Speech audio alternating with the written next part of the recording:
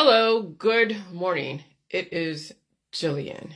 So I am finally narrowing everything down to bring it back to what is the basis for disease and cancer and death and died suddenly. And all of us, even myself, had to wade through everything that we were told to blame cancer, disease, and chronic illness on. And we have been given so many different arguments. We have been distracted by so many different arguments and activism and laying the blame on a person, place, or thing. And that's layers and layers and layers and layers of programming, rabbit holes, emotions. It's a lot to get through. And it's a lot to get through. And you even have to even face, your own, I had to face my own politics, my own religions, my own science, my own narcissism, I guess. I had to face every single one of my own biases. And that takes a lot. And even verbalize it, because you have to hear. In my opinion, you have to hear yourself in order for you to actually acknowledge what problems and wars you contribute to the world. And you have to hear yourself, and you have to hear yourself and look at yourself. And that's difficult. I'll tell you, it's difficult to look at yourself and hear yourself when you've had issues with other people and you realize you're no different than them. And so I've finally figured out the basis of why people die, why they are at war with themselves, with the world, with their significant other, why they have to use therapy to manage their feelings, because it's something that people have to go and try to negotiate even with themselves, how to deal with difficult situations that they think they can't get out of. But like anything, when you have jailed yourself and you have purposely made yourself so dependent on a person, place, or thing, the thought of leaving or walking away or not doing whatever that person, place, or thing that is torturing you, it's almost impossible. And even though food could be torturing you, but you can't walk away from food. So how do you stay with something and deal with it and release the demons? How do you know what to stay with and what to, and what to let go? And I'm telling you, if it's a person, place, if it's a person, torturing you, and the person is bringing up the worst in you, and a person is making you feel all these different ways, okay? Why be in that relationship? Just why? That right there should tell you one thing. If somebody else is making you feel any kind of way, and it doesn't matter if it's your fault, their fault, whatever, that's when you have to walk away. If you are seriously that miserable around another person, they're bringing up the worst in you, okay? Because you could be bringing up the worst in them. And if it's that miserable, why stay in that? But that's easier said than done. As you know, domestic violence has that whole cycle of violence that people get trapped in. And so that does take a professional to help a person deal with that situation. But when you don't have that side of it, just look at the logic side of it. It doesn't mean if the logic is easy to actually implement, but look at the logic side of it. Why entertain pain and suffering? And you could say it's voluntary, even though someone else would disagree as far as in the therapies world. It is voluntary. But what is forcing you to stay in something that's so horrific, okay? And then when it comes to food, that's when you need to realize that the food was never the enemy. You don't stay away from food because it's torturing you. All right. There's something in your body that is causing you to have an issue with certain foods. And that is, I'll tell you, that is probably the hormones that need to be released and reconfigured so you can take on the food supply and allow your immune system that works in conjunction with the hormones to work the way it's supposed to. And again, that's easier said than done. Okay? And so I wanted to establish the fact that we do entertain voluntarily people in our lives who torture us. We do voluntarily entertain things in our lives like addictions and pain and suffering based upon somebody else. I'm not even mentioning food because that's a whole different story. But we do entertain torture in our lives. We do bring on our own misery because we have put bars around ourselves. We have made ourselves so dependent on a person, place, or thing that we can't, most people cannot possibly get out of the jail that they're in. And so when you finally figure out the jail that you're in is based upon the hormones that you have in your body making you feel like you need that person, place, or thing, okay, then you'll realize what is the cause of disease and death and cancer. And so, again, remember, food is not poison. Food has hormones, vitamin A, B, C, D, E, F, G, and H, I, J, K, L, M, N, O, P, okay? Food has everything you could possibly need. You could have an overabundance of hormones or antibodies. See, now you're like, okay, well, here's, you're talking about hormones and antibodies. Antibodies are programmed by the hormones. Antibodies are just things that were programmed to go and attack something. It doesn't matter what it is. It's an antibody, and there's antigen. Antigen antibody programming work together. It's all programming based upon the intention and what it's defending, what it's offending, and you can't possibly know what each little mucus that's so microscopic, what that intention is. You can't possibly know. People do make their speculation. Well, oh, my mucus based upon this. I'm allergic to this. Okay, I mean, you can make correlation equals causation if there is, not so much time in between eating a food and getting mucus. But then that also can mean you're not really allergic to the food. Maybe it's the food's giving you nutrition. Then your body's able to push out something that it wasn't able to push out. Maybe you're lacking in nutrition. So that's one side of it. And then maybe that food has some elements that you might be overabundant in and it's trying to release it. Okay? So you can't possibly know how the programming of every single fucking mucus ball that comes out of your body, what it is, and then how you make correlation equals causation, and then you start demonizing everything in your world. Okay, so hormones do program your antigen antibody programming. And so remember I was saying that in the J world, overarching J world, I was not advocating so much exercise, so much yoga, so much working out, lifting weights, trying to have like 2% fat, that you needed the fat, the adipose tissue. You needed to have the weight on you. That working out, especially in this environment, is actually going to accelerate the aging process and even potentially cause a die suddenly. Okay? I mean, I told you guys this a couple years ago, and all you guys were like, "Oh, I'm a beefy, testosterone-filled man. I have to work out and look hot for the chicks, right?" And you see these influencers on Facebook. They're showing you their biceps, kissing their biceps, and hey, I'm the quintessential man.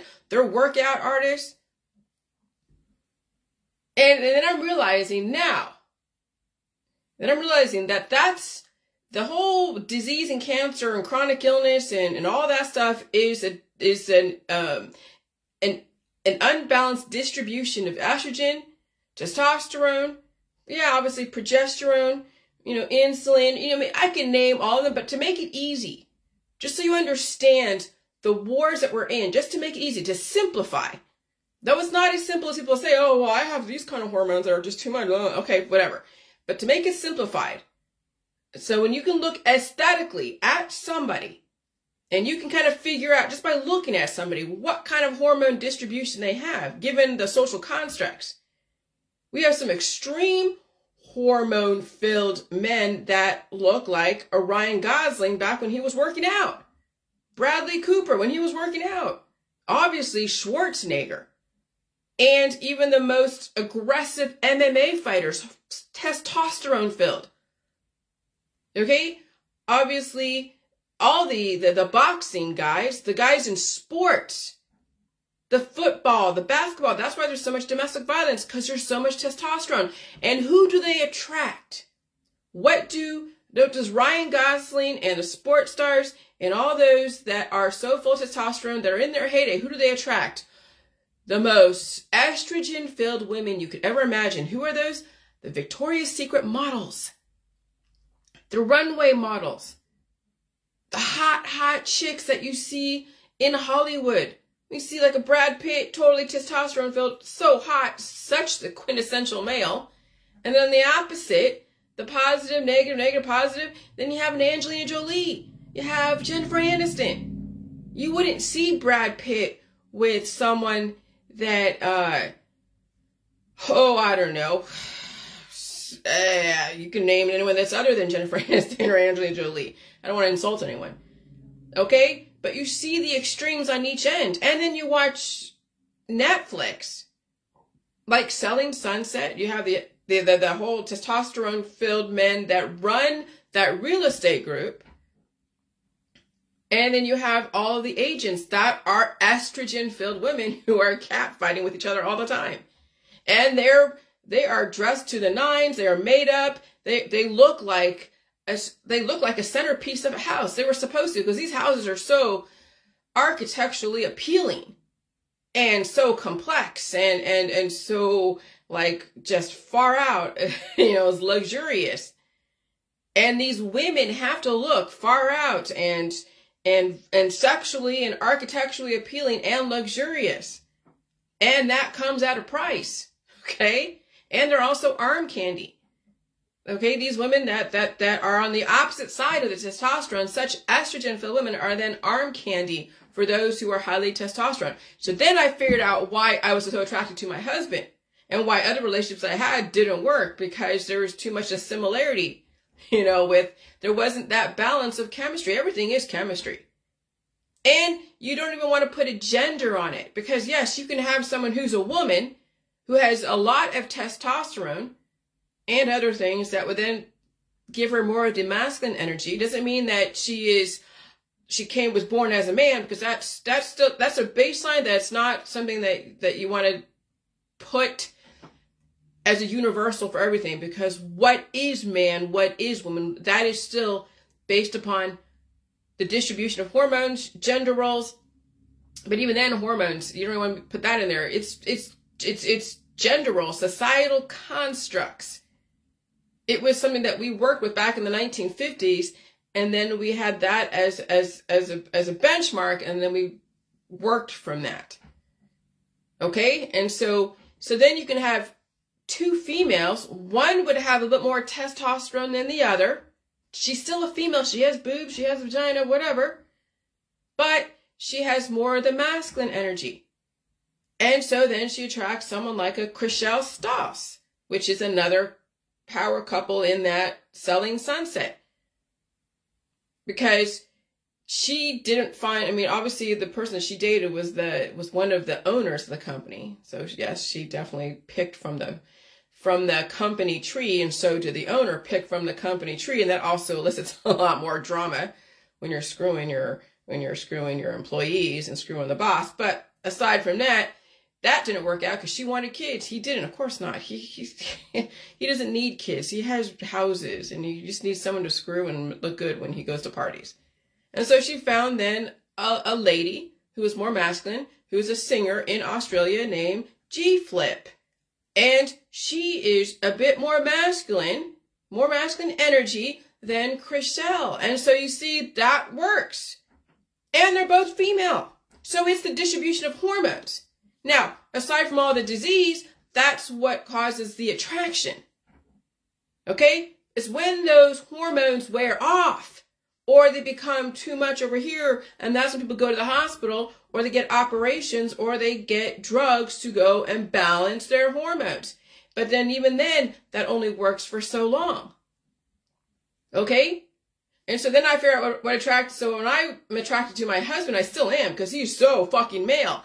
I'm still pretty female, but I've balanced out my hormones, so I'm not super, super female, but I've also connected with my husband more than just sexually. I've also connected with him on a intellectual basis on some level. Now, he doesn't always understand what I'm doing. I don't always understand what he's doing as far as what we do on our own, but that doesn't matter, because there's other things that we have in common with, because we built this relationship, what we're doing from the ground up, and we're constantly evolving and changing and speaking about where we are in our life, in our world, and how we explain the changes that go on. And like when I'm seriously respecting someone, I want them to know exactly. And sometimes it's hard to speak up for yourself. And I'm sure on his end too. But he does speak up for himself. I speak up for myself. And we find a happy medium. Because we came in with a specific platform and rules and regulations. And it's still there, but it's not as aggressive. We've allowed so much space for each other to grow. And sometimes you have to demand the space to grow. Because some people will not give you the space to grow because of their needs and wants.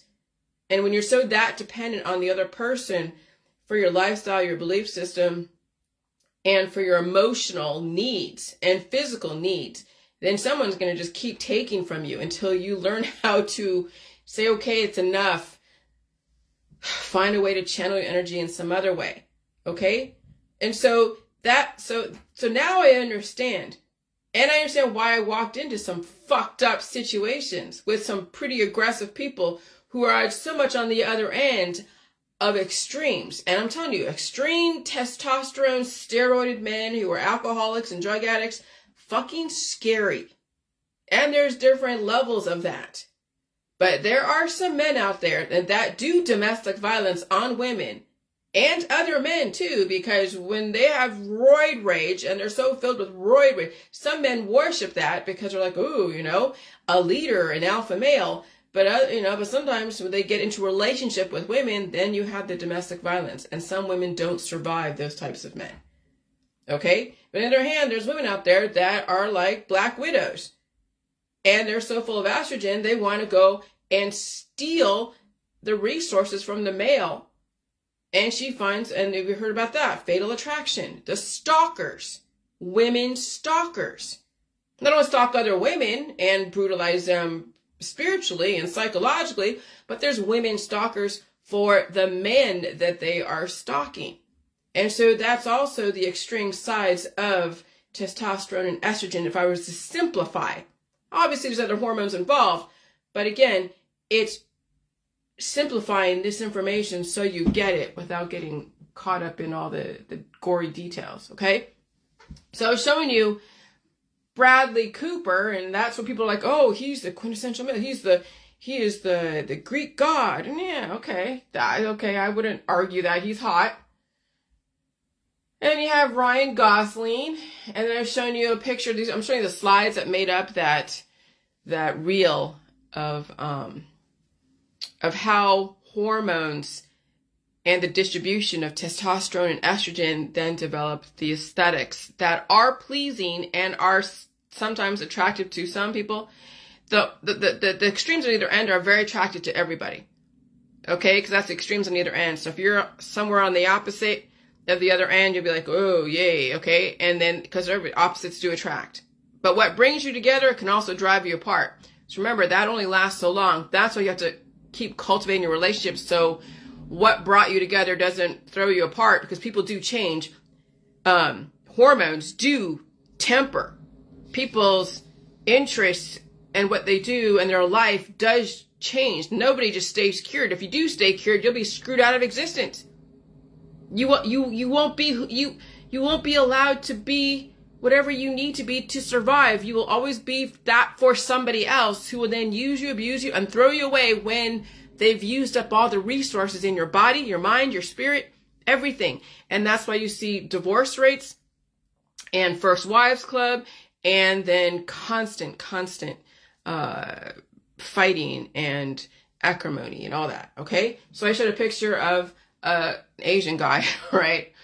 Looking at a computer programming people, because you can have even computer models of how molecular proteins dock to each other to then develop, down the road, an aesthetic, something to be programmed. And so I'm Googling the benefits of optimal testosterone, right? Because in the world where there is the extremes of male and female, what they're selling on this benefits of optimal testosterone is a sharper mind, confident, happy, right? Increased muscle mass, healthy heart, strong erection, healthy libido. Okay, so he's made to inseminate everything. Strong bones, plenty of energy. And then man with deficient testosterone, right, is then constant fatigue, increased risk of Alzheimer's and disease, depressed, increased risk of osteoporosis, increased risk of erectile dysfunction, low libido, increased fat tissue, man with deficient testosterone. And so here's the thing, as far as men now helping themselves not be so tired, but maybe he needs to be, okay? As far as bringing his memory back, here's the thing. Men have to start pulling out some of the programming and start balancing out his hormones where if he has lower testosterone, maybe he needs to bring up more estrogen. It doesn't say that in here. But this is my thing, is that when it's all about testosterone and people are afraid of estrogen, they're afraid to do estrogen therapy because that would make them what they would think is transitioning to be a woman. No, everyone that needs to be, everyone that desires to have some kind of balance and maybe needs to also figure out that their old life of looking a certain way and whatever. I mean, I have some muscle to me and I have some fat to me. I have boobs, but what would a man look like if he actually balanced out his estrogen and testosterone? Again, the extremes have what caused the fear of manly men out there. But what if the estrogen then helped, and the food, of course, the food would help then reverse potential osteoporosis or Alzheimer's or depression. Yeah, you got to be tired. I'll tell you, I've been tired the last 3 fucking years. Not so tired so much anymore, but sometimes when the frequencies change and my hormone levels shift as I get, remember I get bigger, so maybe that's more estrogen. And then as then that all evens out and I'm pulling out the programming and all that and everything evens out, I'm a bit more aggressive. And so you're seeing a constant fluctuation, a constant back and forth between my estrogen and my testosterone and even all the other hormones that are involved. And I'm relatively happy, okay? All right, so right now what men are facing when they're all about only being happy and confident and all the erection stuff and strong bones is the fact that they're staying stuck in that model until they deteriorate. They're going to have, so when that testosterone starts, like wearing off, then they have to bring in the estrogen that also will balance out the testosterone. And again, I have no idea what that's going to look like with people when manly men finally are like, okay, I don't need to be that strong and that muscly and that persona and that aggressive. Will they finally calm down and even out? Well, we'll see. That's still yet to be determined. Okay, so 10 symptoms of low testosterone in men is like reduced libido, sexual desire, erection problems. Okay, so yeah, erection problems. Men don't have to have sex all the time, but that's what made them who they are. That's what made men, right? Was their constant virility. Well, why does that have to be something to be proud of? Well, because you're with an extremely estrogenic female who expects someone to keep penetrating her. Well, maybe this is where women, really highly estrogen-filled women, could destroy the man. I'm not highly estrogen-filled woman. If my man decides to have less sex with me, oh my God, or even no sex with me, and still be happy with me, because we have another connection besides that, I'm so fine with that. Do you realize that? People are like, oh my God, that's so weird. No, it's not. You realize that there is something more than just sex and children that could actually bring people together, whether it's the same sex or opposite sex? The companionship, the protection, the ideas, the company, someone to do shit with, right? I mean, there is such a thing as more than just children and screwing. But you see people base their relationships on screwing and having a million fucking kids or having so many friends to offset them having to look at themselves and look at their relationship. If they don't really have a strong relationship, if that's what their only basis of relationship is, the fucking and the children, and the person doesn't really have a connection with their other, then they're bringing people in to buffer That's why I don't want a lot of friends, because I'm not trying to bring in anyone to buffer between me and my husband. I've already had that happen. That was a fucking war. Okay? My husband decides to go out there and go hang out with other people besides me, then that's his own choice. But I'm not bringing people into my world to buffer between myself and my husband. Because I have my own shit to figure out. I have my own relationship to maintain. And I have things that I want to learn and want to do, and I don't need the fucking distractions. I really don't. And I've made it very obvious to everybody out there. Okay? And so what if a man doesn't have to go and have sex? But then what happens with an estrogen-filled woman who expects her man to screw her, whether every day or every other week, then he's taking Viagra. Or he feels he needs to do that in order to be a man. In his head, psychologically, that's what he feels what a man is someone that always has a constant hard-on. All the time. That's the destruction of the men. It's not only their own psychology and then the men around him that reinforces that, but also the estrogen-filled woman in his life who will destroy her man because of that. That's the dangers of social constructs. That's the dangers of putting all your eggs in the hormone basket and the screwing basket and having a billion kids basket. Men and women are being sacrificed with those very rigid social constructs that are all over politics, all over religions, and even all the science dogmas out there, all the fertility clinics. And so again, more signs of low testosterone, right? Because they're not balancing out with the estrogen. Constant fatigue again, increased size of breast tissue, stroke, heart disease, right? They're not releasing the demons. They have to release the demons. And that, what is it that, is it, well, is that low testosterone means a high estrogen? Well, how they bring in high testosterone? Well, you don't want to bring in so much. You want to release the excessive estrogen, because that then also, and actually, let me go back and correct something. It's not that he needs to bring in estrogen. It's the fact that he has now more estrogen because the testosterone is now leaving and now the estrogen's coming in. The programming is wearing down. So how does he then release the estrogen and bring in more testosterone? Well, you're not doing all the therapies out there. Now it's balancing them both out by eating all the food. Okay, and some foods bring up estrogen in people, and some foods also bring in testosterone. But even then, you don't want to be taking the therapies, but that's up to people. So I'm going to go back and correct something. So the reason why you have all these heart disease, increased fat tissue, because that's estrogen that's now coming up, the testosterone's leaving. But how do you then, what did I do? Pulling out the excessive programming. So are we all then women before we then were given testosterone that turned into a man? See, that's how testosterone women and a man, when they make a baby, how they have boys. Because the woman has more testosterone at the time. The man obviously has testosterone. And then you have those two factors that are right at the right time during conception and whatever else. Now you have a baby boy. Okay? Okay, so, all right.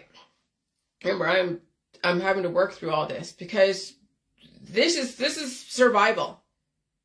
All right? And so, yes, so as men age and they're not like doing all the workout shit, trying to bring up all their testosterone, yes, the estrogen's building up. But you don't want to be so, again, to the left and be all testosterone, or to the right, all estrogen. And you don't want to have heart attacks and strokes. Right, so that's why they have increased risk of erectile dysfunction and low libido, because the estrogen's kicking in. That makes fucking sense. Wow. Enlarged prostate and prostate cancer. Yeah, well, you got to release the demons. You see, the belly, they have the increased size of, well, they don't even mention the belly. Increased fat tissue, yeah, but what does that mean? No, that's increased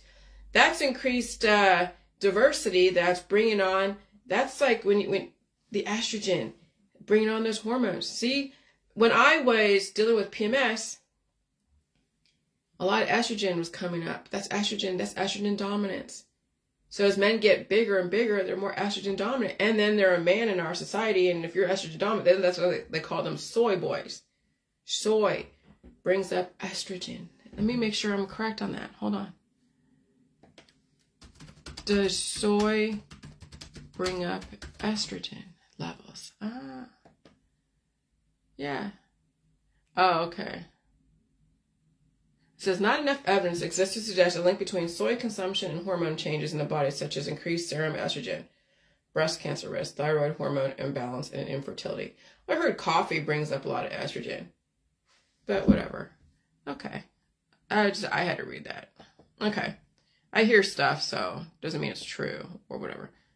Okay, so I already did that. Okay. So the guys that are bigger, right, have more estrogen than testosterone. So then I'm posting pictures of these really testosterone-filled men, and they're like muscly and all that. All right.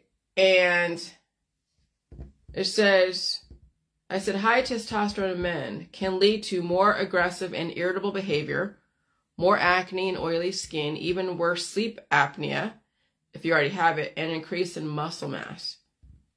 So there's a suffering when you're that extreme on that end, just so you know. Okay. And so then common symptoms of estrogen dominance, and that's no different than in the man, estrogen dominance. PMS, migraines. That was the thing. Remember, being beautiful is not I'm saying being estrogen dominant and being so gorgeous is not the epitome. Let me tell you, it has its own issues and expectations. When you're beautiful, you're going to get screwed by somebody. Why is that?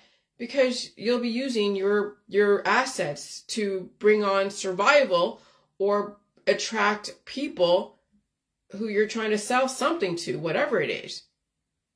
And you'll be stuck in that loop of pleasing everybody on your friends list, out there in your community, and even your significant other, who's going to expect some pretty aggressive returns on their investment. I was watching a Netflix documentary. I won't say what it is, but their premise was to basically be available to their significant other all the time, whenever they want. That's what happens in some of these relationships that are built on sex and children, is that the male and the female on either end are being expected to perform to the point of destruction. And then when that, on top of that, then there's the lifestyle, the drugs, the alcohol, and the constant partying, constant distractions, excessive consumer spending habits, acquiring everything. Okay? And so common symptoms of estrogen dominance is bloating, low thyroid function, PMS, painful periods, fatigue, insomnia, no different than sleep apnea in a guy, period cramps, heavy periods. The last few years as I was regulating, there were some pretty heavy aggressive periods. No, I haven't had a period since since the end of the summer. What are we in? November 9th? But these are not that different than what men go through with low testosterone because they have high estrogen. No, they're not turning into a woman, but it's the hormone distribution, hormone imbalances. Again, symptoms of estrogen dominance, fatigue, insomnia, brain fog, headaches, migraines, particularly premenstrual, breast tenderness, fibrocystic breast, mood swings, particularly premenstrually. Irregular, heavy, or painful periods, uterine fibroids, myoma, fluid retention, bloating, feeling puffy, storing fat around the hips, stomach, and thighs. Okay?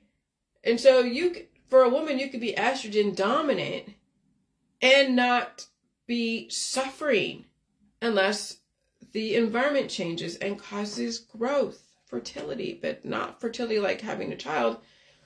Replication, and then you release the demons. You eat food, you feel the hunger, release the demons. But when you get like fibroids and you get the heavy, painful periods where you're dropping eggs, yeah, you have a lot of diversity in your body.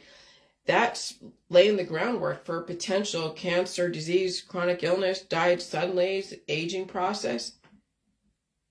Okay? And again, I haven't had a period since the end of the summer. All right, symptoms of estrogen dominance yet again. Headaches, hair loss, foggy thinking. And so when you think about what's going on with all this climate change, people are like, oh, the hair loss is from all the radiation. Everything's a factor because we're in high climate change, and it's going to be hot. It is hot. Hotter than usual during this fall. But also, yeah, when your hormones change, your hair follicles change. Your integumentary, your hair, skin, and nails. Well, at least your hair changes. Your skin, obviously. My nails are pretty strong. My hair is pretty strong. My skin, a little bit drier in the winter. No big deal, but it's fine. And so headaches and hair loss, foggy thinking, irritability, memory loss, mood swings, thyroid dysfunction mimicking hypothyroidism, breast cancer, acceleration of the aging process. Well, no shit. Fat gain, particularly around the abdomen, hips and thighs, uterine cancers, infertility, okay, uterine fibroids, irregular menstrual periods. So when you think about infertility, when you have an estrogen dominance, right, that's too much on one end, you need to have the testosterone balance.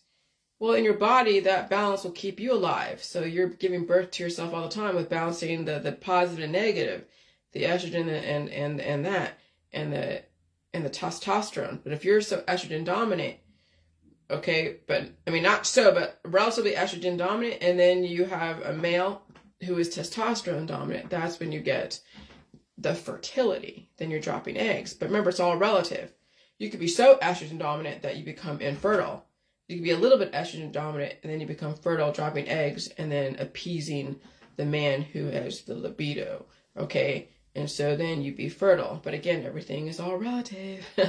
And so uterine fibroids, irregular menstrual periods, polycystic ovaries, PMS, depression with anxiety or agitation, premenopausal bone loss, osteoporosis, insomnia, increased blood clotting, fatigue, water retention, and bloating. And I've slipped on the floor because I mopped the floor with Pine Sol and whatever, and I'm going really fast, and I end up slipping and landing on my ass, but also landing in a weird way where it could have, broken ankle. And I didn't break anything, but that could have been a situation that if I had increased bone loss or potential osteoporosis from the last 7 years, I would have broken something. People just get up and they break ankles. People trip on the ground and they break bones because they fall and they're not strong enough. There's not enough padding as far as adipose tissue and flesh, and their bones are brittle. And so if I can fall extremely hard on my floor after a wet floor from mopping with Pine Sol, and I didn't break anything, that shows that I don't have weak bones. But if someone just gets up from the couch, or they walk and they fall, a little bit, it's not horrible. Not like falling from like 10 stories, but like just falling, tripping. And people are breaking bones that way. That shows their body's deteriorating. When you're breaking wrists, just doing whatever you're doing, you're not doing anything crazy. Like when I was playing soccer, and these big chicks that were like super testosterone chicks. And I was playing goalie in San Francisco in some kind of league out there. These chicks were doing penalty kicks on me. Penalty kicks. And they were aiming straight at me. And I blocked it, and I hyperextended my wrist, and I sprained my wrist. I didn't break anything. But that's when I quit soccer, because I'm like, well, I'm an admin. I'm not going to be screwing with my hand here. So I quit. That's when I quit soccer over there in San Francisco. I was like, nope, I'm done. That was a sign. Okay, but I still had strong bones back then, even despite all the bullshit I was dealing with. Okay? So if I can fall on the ground just within the last, and that would happen, I think, last year, I fell. And I'm like, I could have died even from choking on some turkey gristle last year. around Thanksgiving. But no, my immune system completely threw it out, just automatically. It was within instinct for my body to survive. And I felt that panic for a second when I was choking on that turkey wrist. My husband's like, no more turkey for you, Jillian, because you're home alone by yourself, and I don't want you to die from choking on a food. She's like, I'm drooling. Like, honey, I was just so hungry, and there was so much going on, and that turkey was so good. And so estrogen target issues is brain, hypothalamus, pituitary, cardiovascular, mammary glands, liver, reproductive tract, uterus, cervix, vagina, ovary, testes, prostate, and bone. Okay, so now you can imagine what goes on with cancer when you're estrogen dominant. Because, yeah, maybe you're screwing somebody so much and they're bringing up the estrogen in you and you're getting damage done and you have a hormonal imbalance. All right.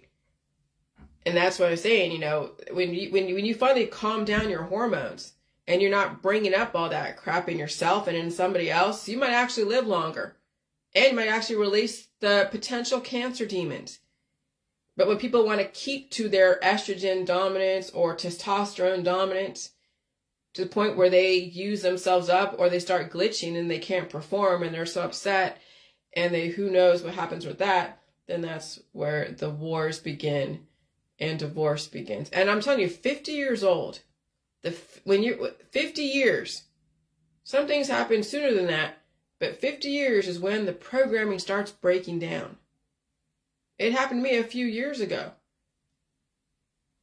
Yeah, it was a couple years, 2016, when I started just gaining some, yeah, because I met my husband and the programming was still there. I was still hot. That's how I was able to snag him and sell the fact that I had something to contribute to his life. I was smart, from California. I had a lot of skills under me. I just didn't know how to apply them that would feed me. But I knew how to use my skills with my husband as far as writing resumes, selling him to different companies. I knew how to write resumes. That was one of the things that I had to learn because I was always going from job to job to job to job to job to job to job. And when you learn how to sell yourself, then when you have someone who actually has skills that are not only transferable in your world to work for you and work for himself so he can better himself, but then he's consistent. I don't have to worry about him like having to sleep from PMS. He just needed to find the right place to get into and spread his wings and fly. And so when I write resumes for him, that was how I was able to sell that. Okay? That's how I was able to get together. But then 2016, that programming, after a few years of living high in the hog when we were in Florida, oh gosh. And then I was gaining the weight, and also doing all the different remedies. Remember, I was in the holistic world trying to figure out my freaking PMS. I was dying and searching for the answer with everybody in California. No one gave me the answer. Either Prozac or progesterone cream that even then you don't want to mess with. There was no answer. Or staying away from food. I wasn't going to starve myself. So then what do? You just suffer and deal with it. But then when I finally got the chance to sit at home and do research and belong to groups and research and then get on those bandwagons, those activist bandwagons, and then the train left the station there. But yeah, I mean, 2016, I'm not 50 yet, but 2016 is a few years ago. God, it was a few years ago, 7 years ago. The programming started to break down and I was getting bigger and bigger. And if I hadn't done the J World, I would probably be as big as a house. I would probably be so obese. I would have already been divorced. I've already been either divorced or dead from a heart attack or a stroke. Because I know what I dealt with the last 3 years with COVID-19. And if I hadn't opened up my system like it did the last 7 years, I'm sure I would have had a blood clot, an aneurysm, a stroke, a heart attack, or potentially even a cancer diagnosis. Oh, I already know what bullets I dodged when it comes to natural causes. I already seen them. I've seen the hives. I felt the pain. I felt the fatigue. I felt the respiratory conditions. Imagine when you have that, when you finally open up your system and you allow all of that those excessive hormones come out and you see how much of that was coming out, blowing your nose, being so stuffed up, and it becomes progressively less and less over the years as the climate keeps shifting and changing. Oh, I already know what bullets I dodged as far as that. But I know if I hadn't done the J World, I would have died from something. Oh, I know I would have. I know exactly what I would have died from. Lymphoma, heart attack, or stroke. All right. And then here goes. Yeah, and so although the male body needs estrogen to function correctly, too much estrogen can cause increased levels of estrogen can cause health problems such as infertility, erectile dysfunction, and depression. Okay? And so that's why men start taking all their testosterone bullshit. They start working out, or they stay away from food, right? And so physical symptoms of high hormone levels is acne, excessive hair. I remember my dog, her hair grew back and it was so soft when she was going through that process. It was crazy. She looked like a new puppy, but her hair was so soft. Okay, so physical symptoms of high hormone levels is like acne, excessive hair. Okay, so you can imagine all the hot chicks in their 20s right now. All the hair, the big lips, the skinny body. Just look at even Selling Sunset, the chicks. A lot of hair. Some of them are extensions, so they're not even real hair. But yeah, the excessive hair. And I had a lot of hair in my 20s and 30s. Oh yeah. High blood pressure. I had low blood pressure. So I probably would have died from low blood pressure. Because that also will cause a heart attack and stroke too. Purple stretch marks. Okay. Increased thirst. All right. Well, there you go. Other cause of high hormone levels. Adrenal gland disorders, right? Thyroid disorders. Now you imagine men and women getting their thyroid taken out, taking all the different thyroid medication. Tumors, genetics, okay. Tumors, right? New growth. High hormone level causes pregnancy. That's what I'm saying, when girls get pregnant, man, the hormones go crazy, and that's what destroys women is all the pregnancies. That's why they're trying to guide reproduction carefully, and why then also even issue 1 passed in Ohio where it is a woman's choice. Some women who are all religious are all against it. Well, slavery happens in families, in right wing, left wing. Slavery is all over the place. And women are being used as broad mares and used and abused and then cast out, or they sacrifice themselves for their children, as the children cannibalize them. And the children die too eventually. So what was it all for, right?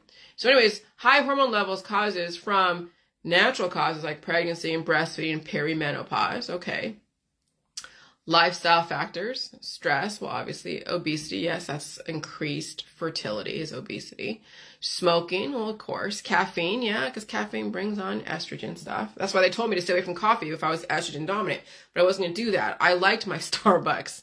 That was part of the things that just kept me sane, was going to Starbucks, having all of my shots of espresso and my mocha or my cappuccino. And even today, I still like my coffee. All right. And then induced causes, hormone replacement therapy, medications. Yeah, if you're on medications, it's thyroid medication, insulin, other types of medication. Yeah, it's going to mess with your hormones. Environmental pollutants. Well, obviously, the EPA will regulate the parts per million, but you as a human, if you have sensitivities because of your imbalances, well, you're going to have to figure how you're going to assimilate to your environment. So if the EPA says this is pretty safe based upon the general population and you can't seem to meet to baseline, then that's not the EPA's problem. That's not even anyone else. That's your fucking problem. All right? Other causes, adrenal gland disorders, thyroid disorders, tumors, genetics. Okay, well, genetics, yeah. People inherit issues. And so estrogen levels. All right?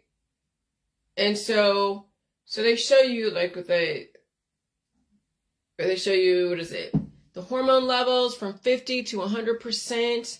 And they show just kind of the peaks and valleys, or yeah. And so in adulthood, okay, so the hormone levels are like at 50%, 30 to 400 pg/ml. Adulthood, PMS, PCOS, endometriosis, and then 5,500, 30,000 pg/ml, pregnancy, cramps, fatigue, and headaches, and then down to 30, less than 30, or more than 30, or less than 30, shit. Yeah. More than 30 is pg/ml, postmenopause, weight gain, memory loss, breast cancer, hot flashes, incontinence, okay? And then, of course, in pregnancy, fertility issues, miscarriage, and then adulthood. So, yeah, in pregnancy, when you have too much of of the estrogen, cramps, fatigue, headaches, and fertility issues, miscarriage. And then in adulthood, PMS, PCOS, endometriosis, delayed puberty, recurring UTIs, hair loss. And then in postmenopause, there's weight gain, memory losses, breast cancer, hot flashes, incontinence, and osteoporosis. And so there's normal ranges of estrogen levels, and then there is effects of high estrogen levels and effects of low estrogen levels. All right, and so, okay. So effects of high is PMS, PCOS, endometriosis, cramps, fatigue, headache, and weight gain, memory lapse, and breast cancer. Effects of low estrogen levels is delayed puberty. Okay, and that's sometimes with women that didn't have their period until they're 19 years old. They had low estrogen. Okay, that was probably better. Delayed puberty, recurring UTIs. Okay, there's infection, but then hair loss. And so, you know, I mean, growing up is so crazy growing up. That's why you really want to become an adult and level your hormones out, because who's to say what normal is when you're growing up? It's all based upon the social constructs and what the parents and society want that child to be at that time based upon the milestones they have to achieve and fitting in with their peers. And I'll tell you, that's a whole animal unto itself. But then, yeah, effects of low estrogen levels is delayed puberty, recurring UTIs. I had that too. Fuck. And then hair loss, and then fertility issues, miscarriages, hot flashes, incontinence, and osteoporosis. I don't have osteoporosis. I don't have as many hot flashes anymore. And I don't have incontinence. So if I do blow my nose really hard, sometimes I'll feel like, oh shit, I have to pee. But not as much. And especially now that I'm priming my whole alimentary canal to be strong enough to push out the demons. Things like that are not as crazy as far as peeing every single time I have to do that.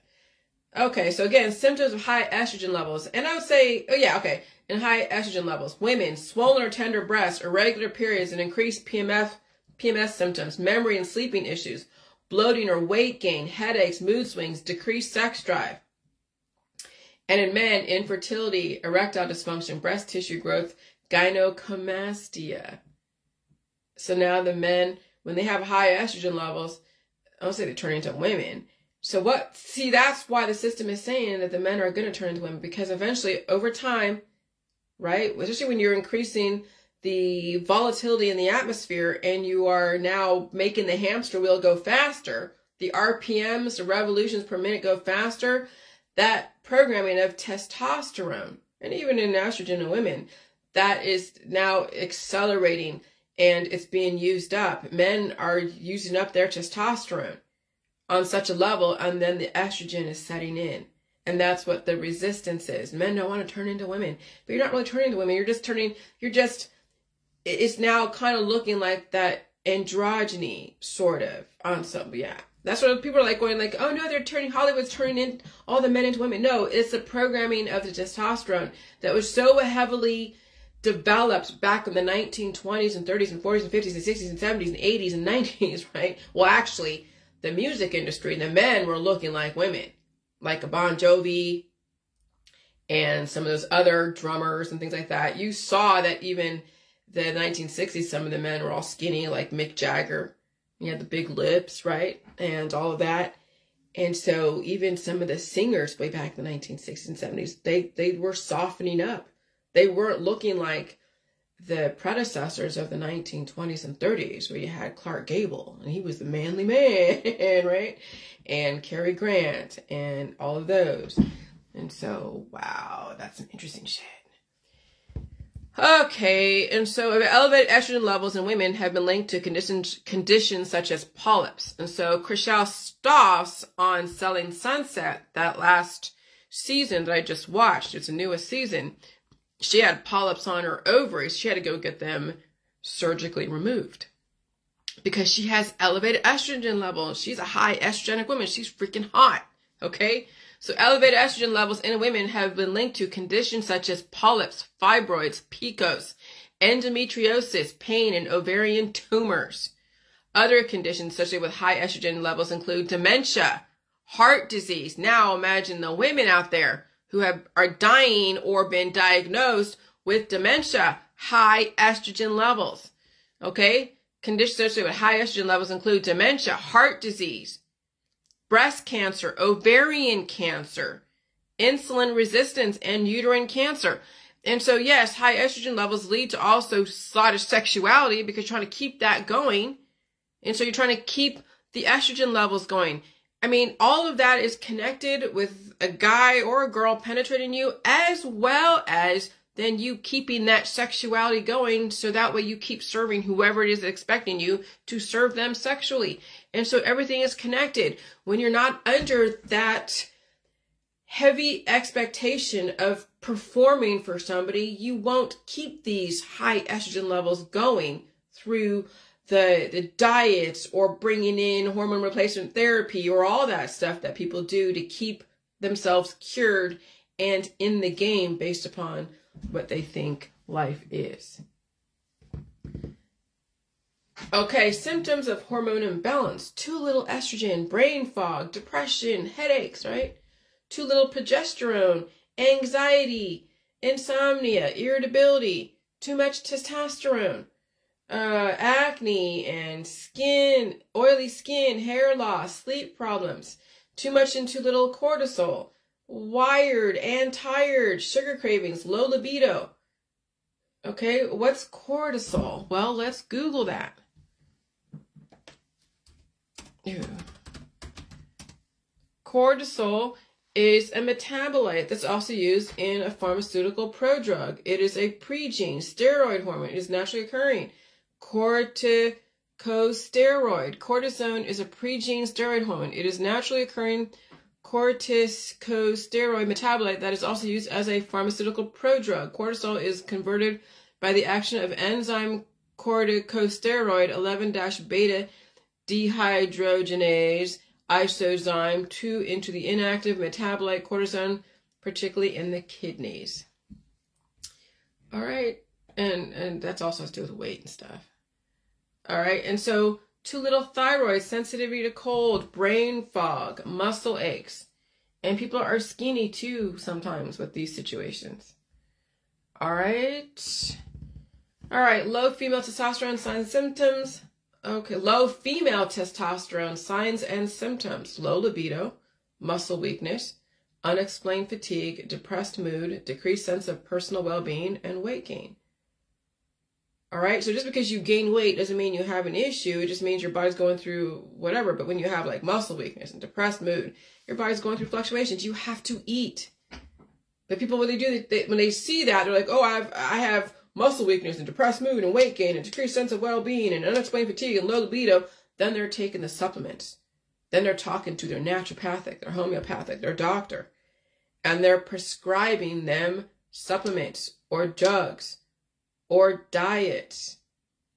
Okay? That's the whole health and wellness industry is. They're not saying, hey, well, you need to probably eat all the food, blow your nose, pull out the shit. You're not going to say that. Are you kidding me? People have long nails. No. So they're going to tell them, well, stop eating this food. You look at the girls on Selling Sunset. They're very skinny, big boobs, big lips, completely made up, everything. And they have long nails. They are not understanding their alimentary canal. They are not. They have long ass nails. And so they will be nipped and tucked to death. And taking supplements and things to force their immune system to do things that it may not want to do. And then what happens, you have then resistance and breakage.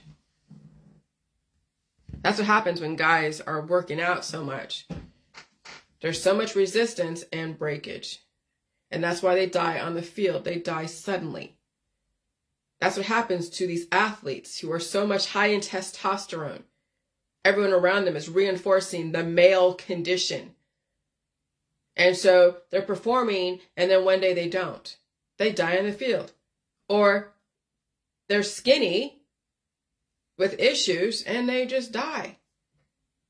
That's why I did those Facebook reels of sudden cardiac arrest, cancer that died suddenly. Yeah, people can blame it on the V's. Everything's a factor if you're not releasing the demons. People have to realize that it's a combination of so many factors that cause a die suddenly and a diagnosis. Testosterone hormones. Principally recognized as a male hormone, testosterone is actually vitally important for women's physical and psychological well-being. Production, major testosterone glands, ovaries, adrenal glands, extragonadal conversion sites. Function, okay, encourages bone growth and density, promotes muscle development, improves mood and sex drive, stimulates red blood cell production. Well, what does improved mood and sex drive mean? I guess that's like, I don't take any kind of supplements. I just eat food, but I'm not trying to go have sex with my husband all the time. I can do it. All the things work. My plumbing works. But when I'm going through an energy conversion, I'm like, no, you're staying out of that freaking area. But let me tell you, it's not throwing a hot dog down a freaking hallway, that's for sure. Okay? And so it's always the first time for him when you think about it with me, because I'm not trying to make that crazy, no. Okay? But everything works. But when it is frequency change and I'm going through a conversion, I don't have as many of those hormones readily available. And he understands finally. But I'm telling you, some men out there do not fucking understand that shit. And they expect their wife to perform at a drop of a dime. And yeah, that's where shit goes awry. Because the woman will resent that.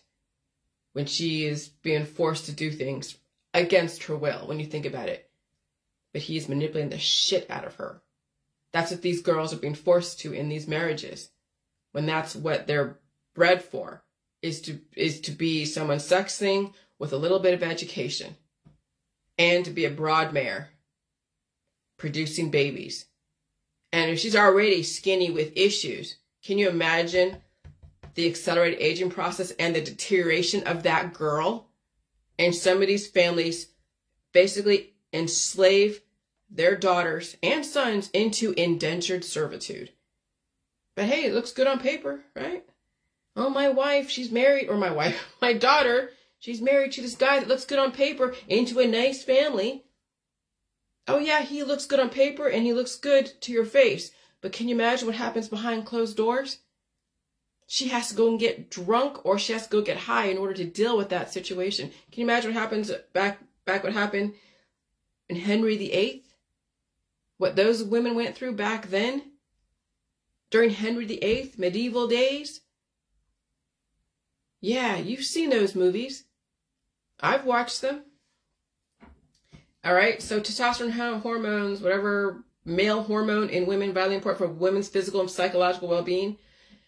An imbalance can result in acne, and I don't have acne anymore. Remember, I used to, a couple of years, like 5 or 6 years ago, I used to get, every single time I get my period, I would have all this acne. Well, not all, but I would have different places. I'd have, acne. Or a pimple or something. And so I would get like a pimple here and there, and I would go and pluck and do this, and I don't get those anymore. I don't get those little growths, because I don't get the hormone changes like I did. So acne, hirsutism, I don't know what the hell that is. I never heard of that word. Hirsutism. It is an excess hair. Oh, okay. Mustache. Hirsutism is excess hair, most often noticeable around the mouth and chin. With hirsutism, extra hair growth often arises from excess male hormone, androgens, primarily testosterone, Okay, self-care methods and effective treatment options are available. Okay, so, you know, as soon as if you saw that Facebook reel, I had that one hair that was sticking out. I didn't pull on it. I don't know if I pulled it out. But I'm like, oh yeah, okay. And I hadn't seen that hair in a while because I had that hair a couple, like maybe 10, 20 years ago. I'm like, what is this? What is that? I keep pulling that out. Yeah, nose hair, whatever. And I used to have even a shadow of a mustache. I would have shadows of that, and people would be like, oh, I can see your mustache. I'm like, oh, really? And that's why women use that Nair or whatever they put on there to remove that. See, that has to do with hormonal imbalances. So imbalances when you have the hirsutism, oh my God, and aggression. Oh yeah, loss of libido. Okay. Oh, now they have all the fucking treatments. I'm not going there. All right, so there's that. Testosterone function, testosterone roles in women. Okay. So enhancing libido or whatever. Okay. Promoting muscle development, stimulating red blood cell creation, increasing skin collagen production, promoting reproductive health, encouraging bone growth. Okay, that's testosterone function. And so effects of testosterone: brain improves spatial memory, breasts prevent estrogen proliferation, muscle and bones increase formation and mass, circulatory system wards off anemia. All right, skin augments collagen content, reproductive tract influences functions, among other things. All right, what is high testosterone? Okay, never mind. I don't know what the hell. I'm not gonna read that. High testosterone, right? Menstruation. Cause of high testosterone: menstruation, pregnancy, childbirth, lifestyle factors, stress, alcohol use. So high testosterone, alcohol use. That's why I don't do any alcohol. And that's probably why I blew up like a freaking balloon when I drank that alcohol back in August. Induced causes: medication such as hormone replacement therapy. Other causes: insulin resistance, adrenal gland, thyroid, ovarian disorders. Okay. And symptoms of high testosterone levels in women: menstrual abnormalities, excess body hair, acne, changes in mood. And signs and symptoms: high testosterone, acne, voice changes, hirsutism, oily skin. Psychological symptoms: depression, aggression, lack of well-being. Signs of high testosterone is lipoprotein profile, increased cholesterol, liver function test, abnormal results, ECG, irregular results, testosterone tests, high levels. Okay. And then I showed you people's like Rebel Wilson. And so the obesity is fertility. It's a hormone. It's, yeah, a lot of estrogen dominance too in obesity. And then another picture of that, people are like trying to manage their weight. And then I showed a picture of Chriselle Stoss and G Flip, and that's the lesbian women that are in those pictures. Okay. And then that chick from Selling Sunset too, the Barbie looking chick, another Barbie looking chick. And that's high estrogen with all the nips and tucks and Botox and all that. And then there's the androgyny. There's Ruby Rose, and she was in Orange is the New Black. Okay. And there's androgynous looking men. And then there's the extreme. There's the Pat from Saturday Night Live. And then you have Angelina Jolie's daughter that is a combination with Brad Pitt and Angelina. And then you have that guy from, oh shit, with Bradley Cooper. I forget. Oh, and they were drunk and they forgot they had memory loss. Something Galifianakis. I forget his first name. The other dude. So the more of the obese men, they have more of the estrogen dominance. Okay. So, and then the testosterone dominant men are the ones that work out, that look like Jason Momoa. Okay. And what causes estrogen, what causes testosterone levels to increase in women: polycystic ovary syndrome, adrenal gland disorders, thyroid disorders, and increased levels of insulin. And so, yeah. There's Brad. Okay, so there's back. So there, I wanted to go through that because I wanted you to see that is the premise. It's that whole balancing of the hormones. Now, yeah, obviously I don't talk about progesterone, but that's also part of contributing factors in supporting both estrogen and testosterone. And so now you're seeing now with all the sexuality and the sexual identity. All right. Then you're like, holy crap. And then now you're seeing the diversity where people are falling in love with objects. And of course, then you look at what they're using as remedies. Why would a person be attracted to and even sexually attracted to an object? Well, there's got to be something in the remedies, the detoxes, the holistic world, using those heavy metal detoxes, using heavy metals and or using the natural remedies, causing that fertility, the offspring, antibiotic, probiotic, and there's an offspring. And when those offspring become so numerous, you may not necessarily have that proclivity, but your children might exhibit someone who has an interesting sexual identity.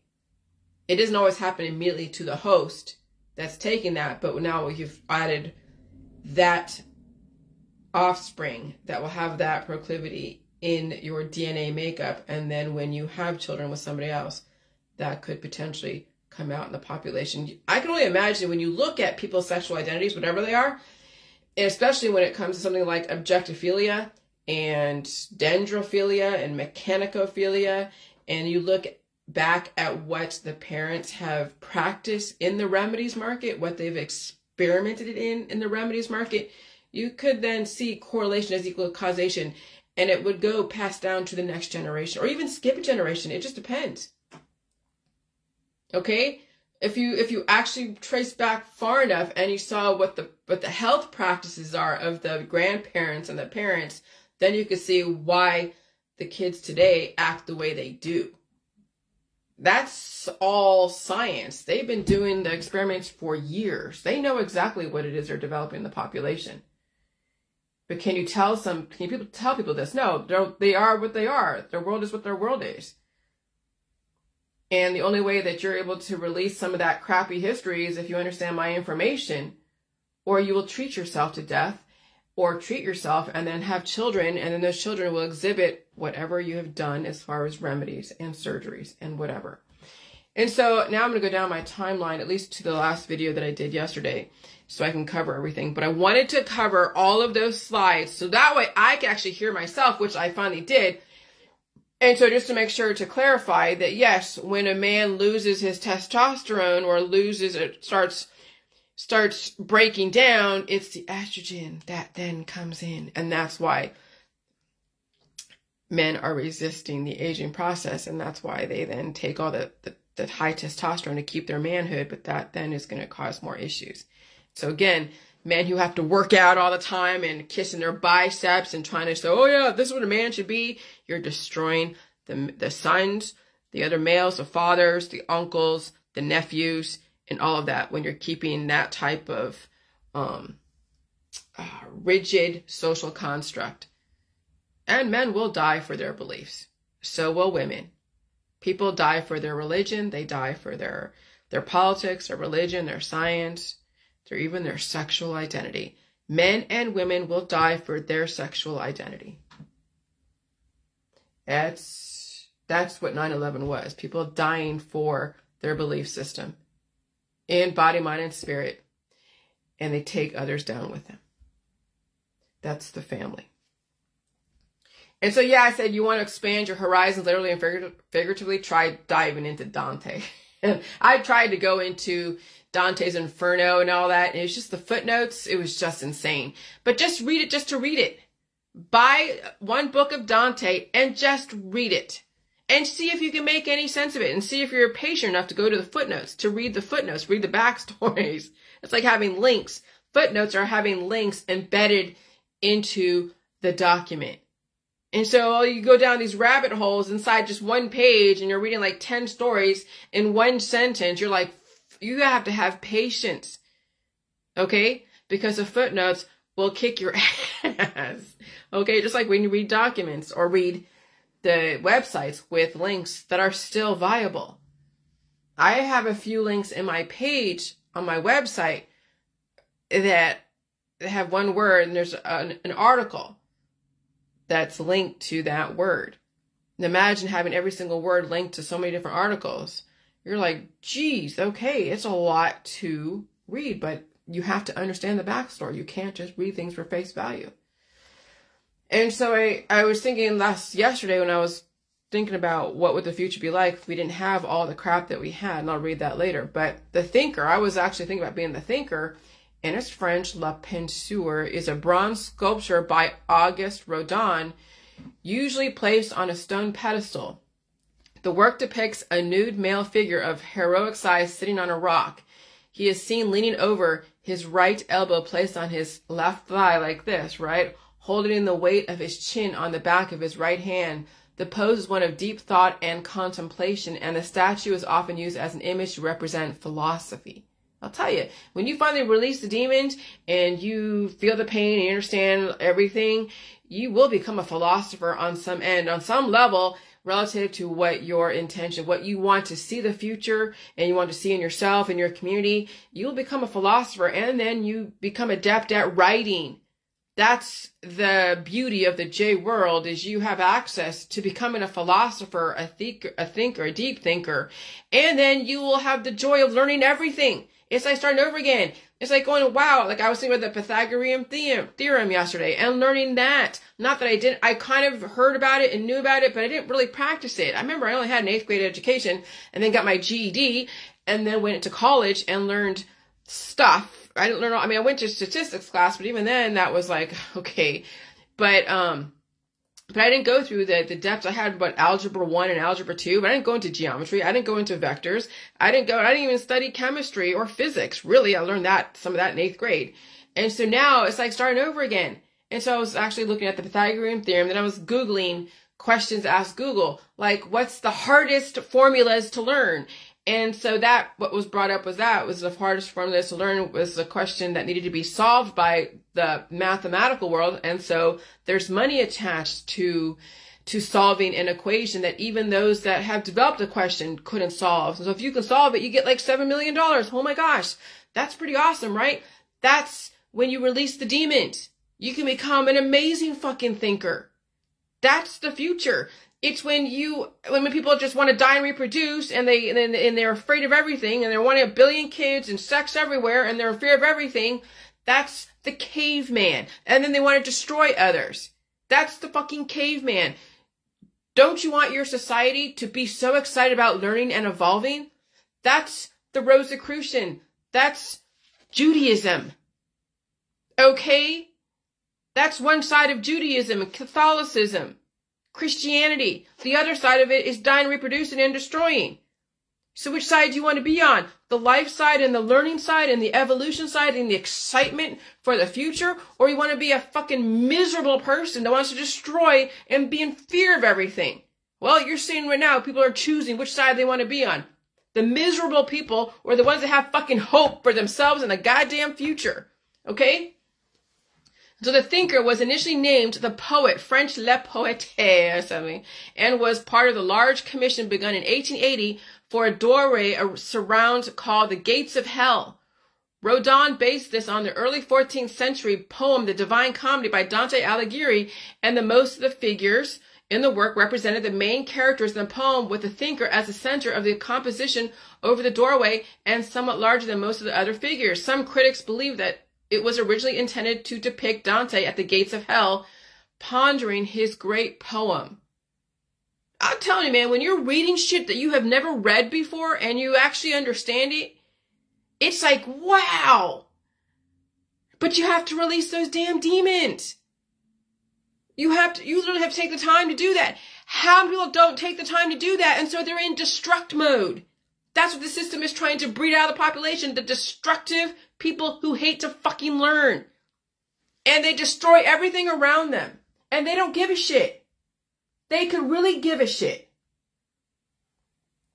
And so I posted that picture of the 2 Egyptian giants with the girls and the boys they're playing with.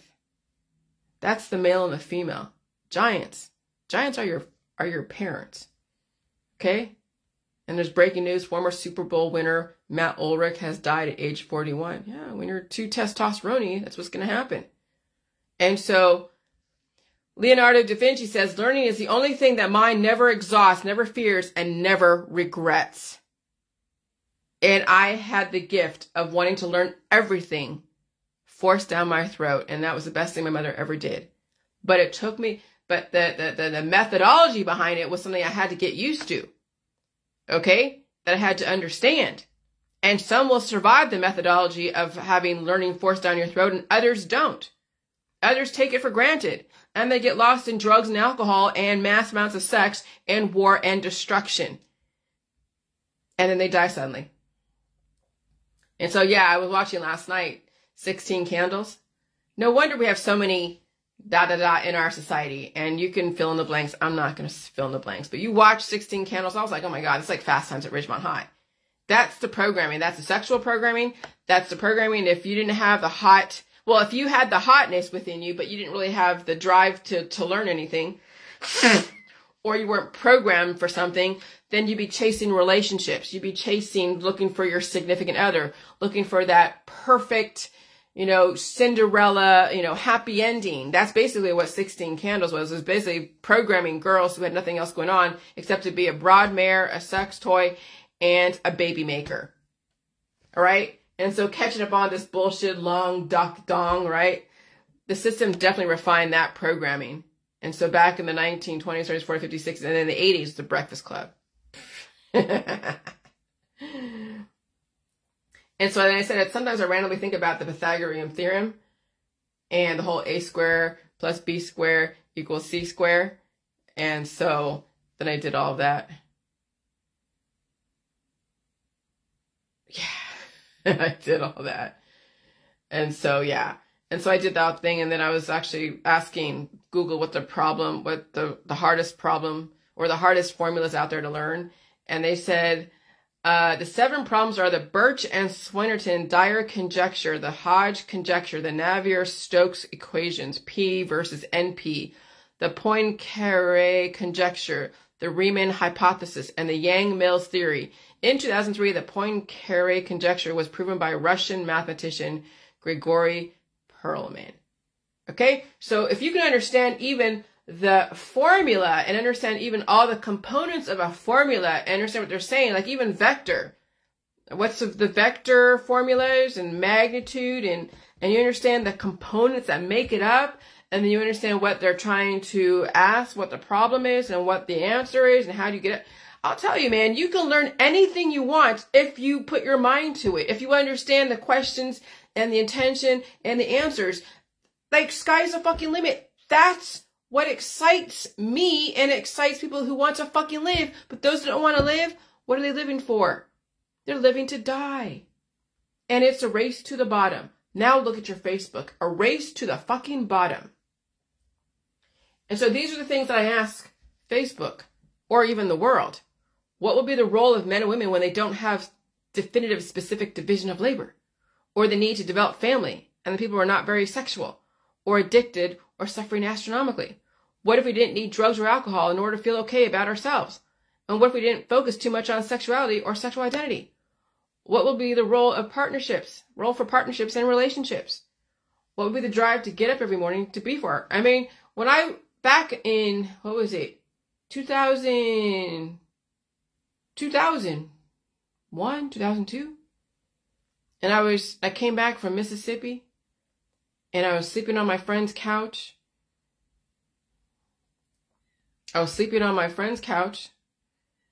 Well, yeah, I had roommates. They were younger people. They were actually millennials. Okay. One was gay. One was like a hot Asian girl, Thai girl. And I'm reading the Chinese horoscopes. I had a book, the Chinese horoscopes, and I was so focused on the tiger and the horse, trying to look for the right man, the right relationship. And I was asking her, I said, Angie, what makes you get up every morning? What drives you to get up every morning? And that was the question I asked her way back when, 20-something years ago. I was asking that very question. What makes you get up in the morning? She's just like, well, my job, my family. Okay, so what if you didn't have that kind of job? And what if you didn't have family? What would have you get up in the morning? What would drive you to get up in the morning? Okay? I even had those type of deep questions even way back 20 fucking years ago. Wow. What if the roles we have today did not exist in the future? What if the roles in the future was to learn everything we could about everything? What if your family never died, and what if they knew how to manage disease without treating it? What if they never demonized any food or any type of food in the food supply? Or feel the need to influence people into being in fear of food, air, water, or the government? What if food was always readily available? What if your pets never had to die from disease? What if we didn't have to breed? What if we didn't have breeding farms for animals who were given away and disposed of when not useful? What if breeding was only left to the government because they knew how to regulate life so as not to become deadly? What if people stopped being at war with each other? What if people weren't such consumerists, feeling the need to make so much money in order to feel validated? What if humans actually learn how to manage the money they have, not keep acquiring more? What if humans grew meat in a lab, and what if vegetables and fruits could be grown in a lab? What if animals stopped being our slaves and rarely a pet unless you can meet certain qualifications via the government? What if we didn't have to develop innovation for curing cancer, looking for another fucking cure? What if there was no groups that advocated saving anything? Right? Oh yeah, save the whales, save the babies, save humanity, save this, save that. Everyone's on a save something, all in their religion, their politics, or science, right? What if we didn't have the confusion of all the different religions out there arguing about who is the good guy and who's the bad guy?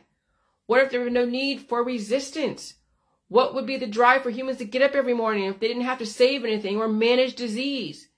Right? You go to work so you can save the fucking world because you're saving them from cancer, disease, chronic illness. You're building more buildings to save everything, right? And so learning everything. And then what? We have 12,400,000,000 opportunities to discover the future of the world before we get down to 500 million. Remember that Georgia Guidestones has a specific outcome. 12.9 billion minus 500 million is 12,400,000,000.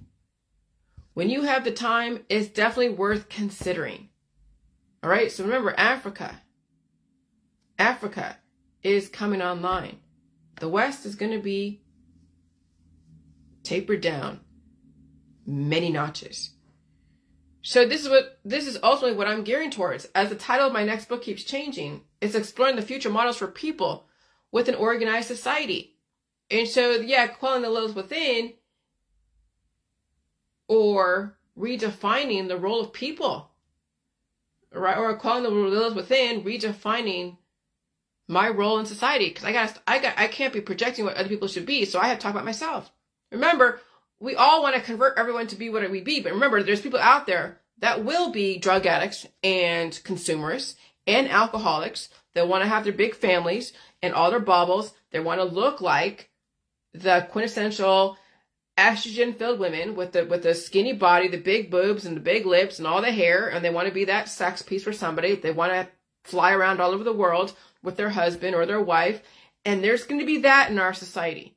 And they'll have a great life. It might be very short, and they might just die. They might have a good life for a minute, and the system will obviously turn up the heat or keep the heat going back and forth. And so when you can't manage your disease anymore, then it's died suddenly, and you won't have anyone suffering.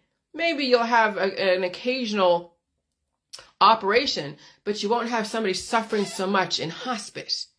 They'll go through their operations, they'll take their drugs, but as soon as it becomes too numerous or too much, then you see all the died suddenlies out there. They're not going to be taxing the system with managing their diseases. They died suddenly. They couldn't handle the environment. That's what the future is going to be. Is you'll have your temporary life, whatever it is. You will be an estrogen-filled woman or testosterone-filled man for a certain amount of time, for whatever purpose. And then when your body can't handle that kind of extreme, then it's died suddenly. That's what the future is for people who are that extreme, but they'll have a good life. And so then I would say quelling the Lilith within and then redefining my role in society. My role. So that's what I have to say, because I can't be redefining other roles because that's not for me to do. So redefining my role in the world. Okay? So that would be the subheading. Because right now I put third time's a charm, but I could also make that a chapter instead of an actual subheading. because it's not going to be just the third. I'm not trying to go over past. See, this last book that I did, yes, I did put the ingredients and the recipe of the jelly juice because I was still in my head. But now this is just giving you where I left off. Now the future is not going to be the jelly juice. My next book will not have the jelly juice in it. That was just the stepping stone. That was the awakening. That was the wake up call. That was the, what do you call it? I walk through the light of the jelly juice. So if I was going to be so spiritual about it. And now, what has come out of the jelly juice world? It's redefined the roles of women and men, and where women don't have to be a sex toy tortured to death by family and relationships, having to stay in a very rigid social construct, and setting women and men free from those invisible bars of expectation. And then also pointing out my perception of the medical holistic energy healing world, and telling you where everything stems from as far as cancer, disease, and chronic illness. It's too much fertility because people want to stay stuck in their rigid concepts. They want to die for their politics, their religion, and their science, and their gender, and their identity. And that's where the diet suddenly comes from. And there's religions all around that. Okay? And so this is ultimately where I'm gearing towards, is as the title of my next book keeps changing, it's exploring the future models for people within an organized society, or for myself. And everyone is a representation of of all the different societies that people can belong to. Hey, if you've been geared towards being a sex piece for somebody, you'll do that. And then if you're allowed to be set free without dying, then you can redefine yourself if you have the latitude. Right now, some people do not have the latitude to redefine themselves because they're too far gone. And that's going to be the fate for a lot of people who've been bred to be a certain way. They won't have the latitude to redefine who they are because they won't have the support system. Right now, I have the support system to redefine who I was and who I've been and who I want to be now and in the future. Okay? But some people will not get that latitude. They will die suddenly because that's what they were bred for. And that's going to be the future again for a lot of people. All right? So what if humans finally matured and survived maturity without dying? People are not living longer. They are dying longer. What if that did not have to be? The Africans are going to help develop the second part of building the future human society as they go through their own technical, societal, sexual, psychological evolution and advancement. And the Africans are extremely adaptable and highly intelligent because they are, not all, but a lot of them are very strong out there in Africa. It's extremely hot and aggressive. And they have strong bones. Okay? Africans have high endurance, highly intelligent. And they will be an excellent addition in the first world. And maybe one day they will question the roles of men and women, non-binaries, children, and religion. But they have to start somewhere, just like we did back in the 1950s. But everything will level out in the future, especially around fertility. Because fertility and then the gender roles and the gender social constructs and the hormone distribution is going to level the playing field. And so I recommended you watch that Netflix movie, Escaping Twin Flames. It's a sinister love story for the digital age. And so just watch, develop your own opinion. I'm not going to talk about it. I won't comment any more about it. My opinion is irrelevant because everyone's going to have to figure out what works for them. But just like when they looked at the downsides of J juice, if you're not supporting the evolution properly, then you might as well go get treated. Okay? And so that's, because everyone is going to have to determine what will work for them. Because people are at different stages of their evolutionary process. And some are still stuck at, I need to find the perfect man. And that's where I was 10, 12 years ago. And I found him, but I had to fight for him, and I fight for myself, and fight for that, and fight for our lifestyle. And not everybody is equipped to do that, and so they'll keep searching for the perfect thing until whatever. And so, yeah. Anyways, and then there's that. I posted stuff about Gilgamesh and whatever. And I said, all disease, cancers, and diet suddenly equals fertility. Whore, WH Horemon. Hormone, Hormone, imbalances. See, now you see where these words come from. Hormones or hormones. Estrogen, testosterone imbalance equals fertility equals cancer, heart attack, cardiac arrest, died suddenly. Family is the byproduct. Families are built on disease and wars. There was never the war against the family, but even that's not true. It's all relative to how you want to look at it. Because the family was a war against humanity. And so on each side, they could be correct relative to what that family is doing and why. But right now we have a lot of families who are advocating surgeries and herbal remedies and antibiotics and not evolving and enslaving their daughters to be those types of wives that have to endure the torture of bearing children, the torture of the sexual proclivities of the male in that household, because that's how that social construct was sustained, was that the male would have every right to do whatever the hell he wanted with his wife. And so the family was a war against humanity. Charles Manson told you this. He was no different than 9/11, dying for your belief systems, dying for your sexual identity, dying for your religion, dying for your politics, dying for your science dogmas, dying for your social constructs. What do you think was going on in the heads of those guys that crashed into the towers? Whether you think it was true or not true, it happened, and there were players that were involved. Whether or not they actually existed is irrelevant. The players involved had a specific intention to die for their beliefs and take down as many people as possible. Now look at your Facebook and look at what you're promoting in the family and promoting in the medical holistic energy healing world. He was no different than 9/11. People dying and destroying others for their belief systems. May the odds be in your favor. If you choose to disagree with me or anyone else, the opposite will always be true relative to the intention.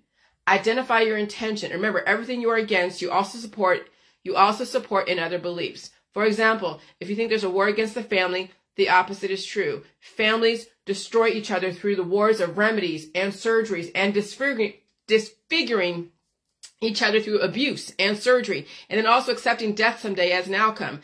And sometimes families promote wars against a person, place, or thing, just like gurus and activists developing minions to go do search and destroy, just like Charles Manson did. He mind controlled those women who killed for him. So imagine when you're giving your kids elderberry syrup and surgeries and you're teaching them that's how you deal with disease, then what do? Those kids will turn into adults who will then destroy everyone around them by recommending that. So you're basically doing what Charles Manson did, but through a different way, the microbial way. Just like Charles Manson did. He mind controlled those women who killed for him. What do you think you're doing to your family and your Facebook following when you're recommending people antibiotics and remedies and surgeries while squabbling mercilessly all over Facebook? Yes, the family can be a war against humanity. Charles Manson was proof. So was Muhammad Atta. So was that whole 9/11. And then so was all of the activism. All the chemtrail activists, the anti-GMO activists, the anti-V activists, the pro-V activists. Everyone now has turned into a type of Charles Manson. Okay? And so anecdotal evidence is necessary. Your story is pertinent to the world, giving evidence to confirm the programming and fundamental beliefs organized societies hold. So your story matters. But for you to understand your own story, are you willing to entertain the diversity in your community and look in the mirror? See, in some of these shows on Netflix, they talk about mirroring people. Oh, what you project on me is what you're doing to yourself. And so don't bring it on me. But what the difference is, they still stay in those relationships where they're always trying to use that mirroring technique. No, if someone brings out the worst in you and you bring out the worst in someone else, it's time to fucking go. It's time to be on your own. It's not rationalizing that, yeah, I'm mirroring somebody, and so I'm still going to stay in this fucked up relationship where I'm always mirroring someone and feeling like something's happening to me and I'm doing something to somebody else, and it's that back and forth. No, when you have to use that mirroring technique to where you then feel all responsible but still stay stuck in a fucked up relationship, then you're being manipulated to death. Okay? And so that's when you walk away. That's when you walk away and you look at the mirror out there, but you're not involved with people who are bringing out the worst in you. If they're bringing out the worst in you and you have to go and respond to them and defend yourself, then you need to unfollow or block and delete.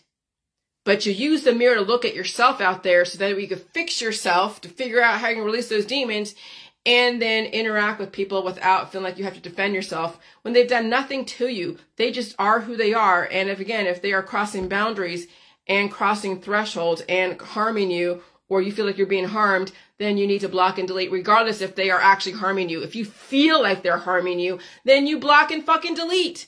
That includes me. If I'm offending you, and I'm not even in your house, but if my information offends you, then you have the responsibility to unfollow, not attack me, not go and defend yourself against me, because I ain't doing shit to you. That's the difference between me and all those other freaking cults out there that want to go and control the currency in your world and keep taking your fucking money and taking your body, your mind, and your spirit. And so what is anecdotal, example of anecdotal evidence, definition, examples.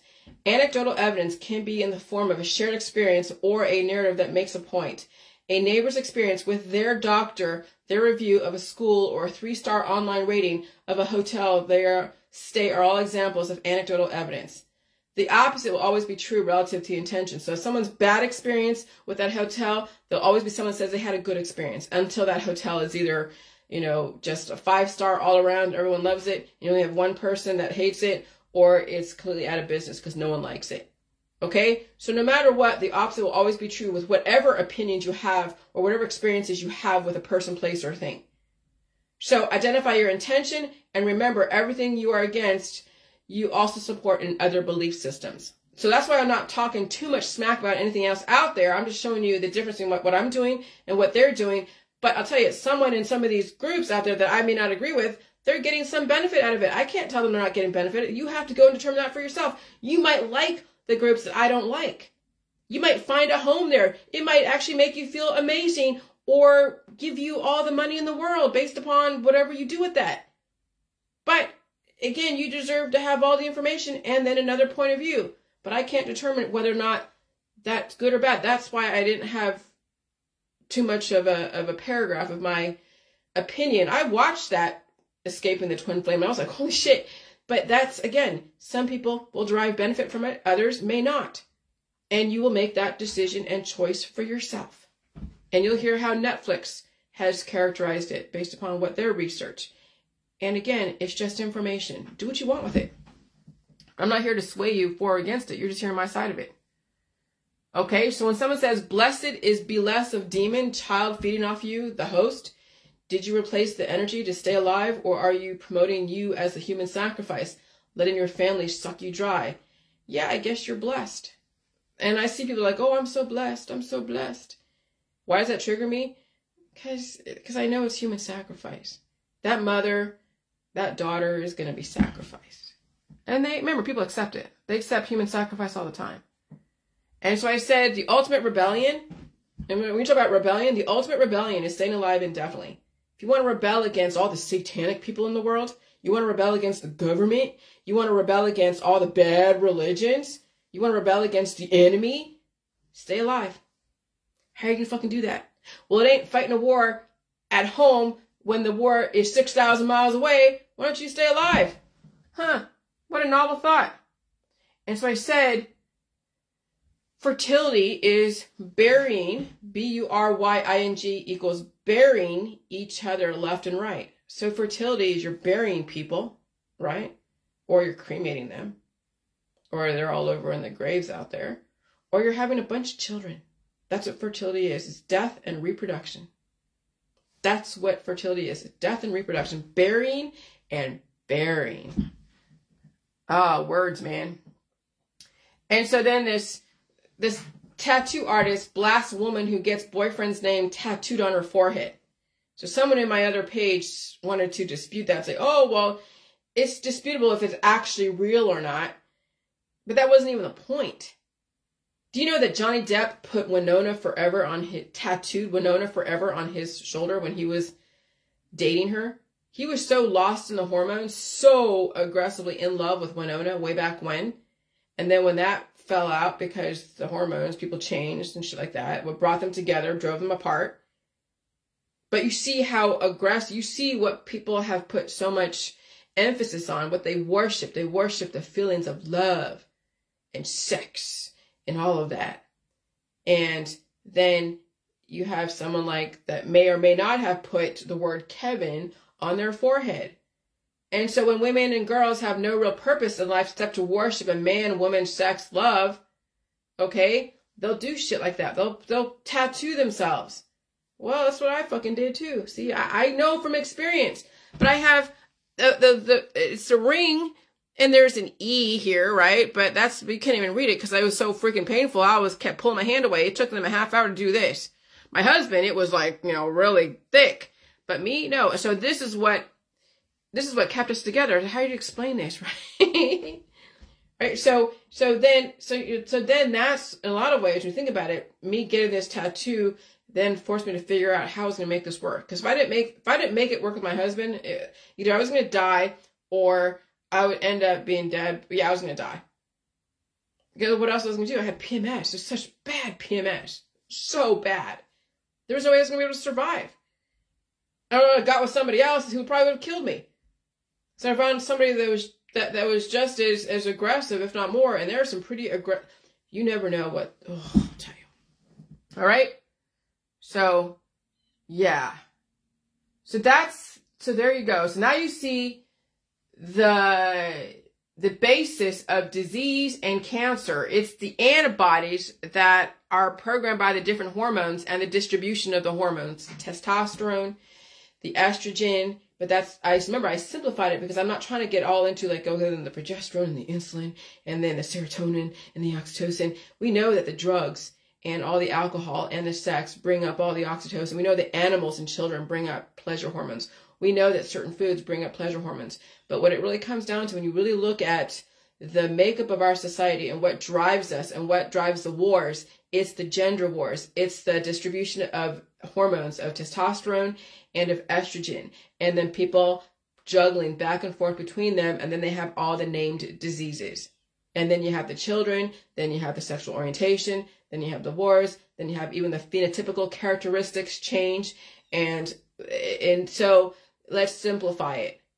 And so I wanted to show you. So the guys that work out all the time, that kiss their biceps and everything, yeah, short life. Because eventually, as the environment heats up, as climate change becomes more aggressive, the highly estrogenic, skinny ass women who also have had so many surgeries and Botox and all these things done to them, they're going to die suddenly. How can they possibly survive when they're next to nothing? Either they're too obese or they're too skinny or they're too damaged by the surgical industry. And then the guys that are so testosterone filled, kissing their biceps, working out, afraid of food, either so skinny or so highly inflated, like Schwarzenegger, they'll deteriorate. And they'll die suddenly, like these athletes on the field. Like the Matt Ulrich, 41 years old, a football star, to a boxer, to a runner, right? Olympians, sports people, and even some of the academics, the skinny kids. Yeah, they're smart, 27 years old, developed another cure for fucking cancer or something, and she dies suddenly. Oh, she's 27 years old, so she's no different than Imhotep. Was matured very quickly and given a bunch of information. So Imhotep developed was the first physician, architect, chemical engineer, and he didn't last beyond 20-something years. Just like these kids out there. They're bred for something, they can't hack it, they'll be gone.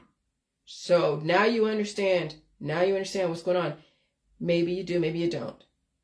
But it's going to take a change in lifestyle and belief system, and then you saying in your mind, you will not die for your belief system. There's no reason to die for your belief system. And if you choose to die for your belief system, then get off the activist train.